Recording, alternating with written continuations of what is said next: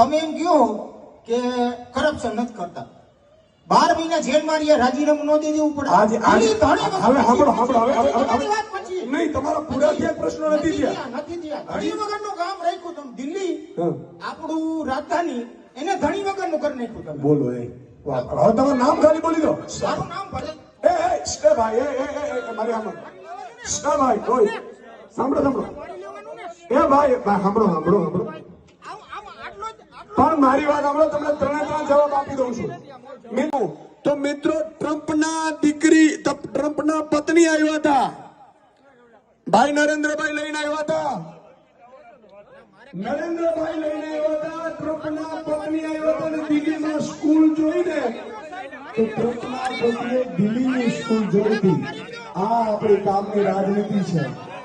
અને એટલું નહીં, એ કહેતા હતા કે 100 કરોડની દારૂની આ હેરાફેરી કરી.